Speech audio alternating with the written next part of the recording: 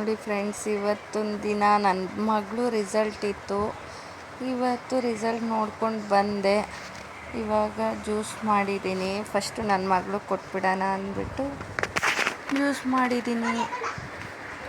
ಬೆಳಗ್ಗೆಯಿಂದ ಟೆನ್ಷನ್ನು, ಅದಕ್ಕೆ ಪೂಜೆನೂ ಮಾಡಿರಲಿಲ್ಲ. ಇವತ್ತು ಏಕಾದಶಿ ಇತ್ತು, ಅದಕ್ಕೆ ಸಾಯಂಕಾಲ ಆಯಿತು. ಏನು ಮಾಡೋದು, ಹಿಂಗೆ ಇದ್ದರೆ ಆಗಲ್ಲ ಅಂದ್ಬಿಟ್ಟು ಆವಾಗ ತಾನೇ ಎಲ್ಲ ಕೆಲಸ ಮಾಡಿ ಸ್ನಾನ ಮಾಡಿ ರೆಡಿ ಆಗ್ತಾಯಿದ್ದೆ ಪೂಜೆ ಮಾಡೋಣ ಅಂತ.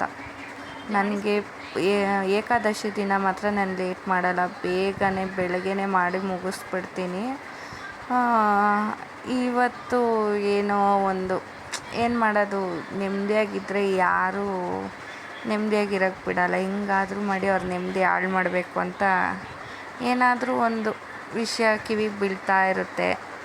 ಅದಕ್ಕೆ ಸರಿ, ಅವ್ರದ್ದು ಇವ್ರದ್ದು ತಲೆ ಕೆಡಿಸ್ಕೋಬಾರ್ದು, ನಮ್ಮ ಲೈಫ್ ನಾವು ನೋಡಬೇಕು ಅಂದ್ಬಿಟ್ಟು ಅದೆಲ್ಲ ಕಿವಿಯಿಂದ ಆಚೆಗೆ ಬಿಸಾಕಿ ಸರಿ ಪೂಜೆ ಮಾಡೋಣ ಅಂತ ಎಲ್ಲ ರೆಡಿ ಮಾಡಿ ಪೂಜೆ ಮಾಡ್ತಾ ಇದ್ದೆ. ನೋಡಿ, ನಮ್ಮ ತುಳಸಿ ಎಲ್ಲ ಕಟ್ ಮಾಡಿ ಫುಲ್ ಬೋರ್ಡ್ ಮಾಡಿಬಿಟ್ಟಿದ್ದೆ. ಇವಾಗ ತಿರ್ಗಾ ಚಿಕ್ಕರುತ್ತಾ ಐತೆ. ಹಂಗೆ ನಾನು ಜಲ್ದಿ ಆದಷ್ಟು ಬೇಗ ನಮ್ಮ ಜೀವನನೂ ಅದೇ ಥರ ತುಂಬ ಇದಾಗಲಿ ಅಂತ ಬೇಡ್ಕೋತೀನಿ ಆ ರಾಯರ ಹತ್ರ ಅಷ್ಟೇ. ಮತ್ತೆಲ್ಲ ರೆಡಿ ಮಾಡಿದೆ, ಪೂಜೆಗೆ ಎಲ್ಲ ರೆಡಿ ಮಾಡಿದೆ.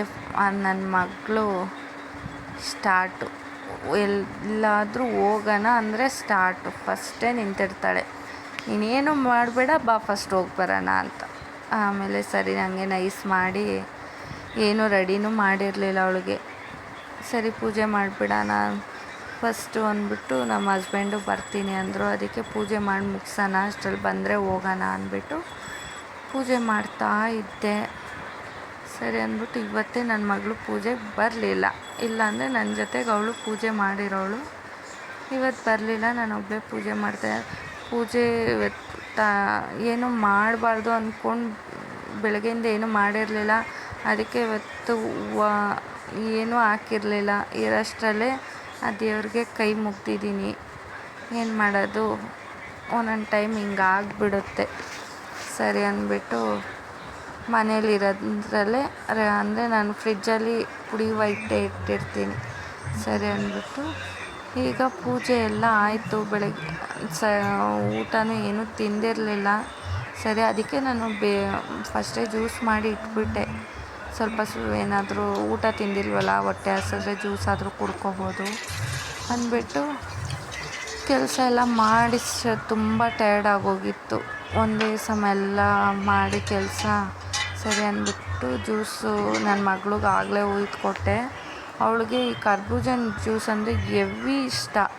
ನಾನು ಮಾಡಿದ್ರೆ ಫಸ್ಟು ಅವಳೇ ಅದು ಖಾಲಿ ಮಾಡಿರ್ತಾಳೆ. ಇನ್ಯಾವ ಜ್ಯೂಸು ಅವಳು ಅಷ್ಟು ಇಷ್ಟಪಟ್ಟು ಕುಡಿಯೋಲ್ಲ. ಇದಂದರೆ ತುಂಬ ಅದೇನೋ ತುಂಬ ಟೇಸ್ಟಾಗಿರುತ್ತೆ, ತುಂಬ ಇಷ್ಟಪಟ್ಟು ಕುಡಿತಾಳೆ. ಅದಕ್ಕೋಸ್ಕರ ಸ್ವಲ್ಪ ಜಾಸ್ತಿ ಮಾಡಿ ಇಟ್ಬಿಡ್ತೀನಿ, ಅವಳು ಅವಾಗವಾಗ ಕೇಳ್ತಾಳೆ ಅಂದ್ಬಿಟ್ಟು. ಸರಿ ಅಂದ್ಬಿಟ್ಟು ನಾನು ಕುಡಿದ್ಬಿಟ್ಟು ಅಷ್ಟರಲ್ಲಿ ನಮ್ಮ ಹಸ್ಬೆಂಡ್ ಬಂದರೆ ಹೋಗೋಣ ದೇವಸ್ಥಾನಕ್ಕೆ ಅಂತ ವೆಯ್ಟ್ ಮಾಡ್ತಾ ಇದ್ದೆ.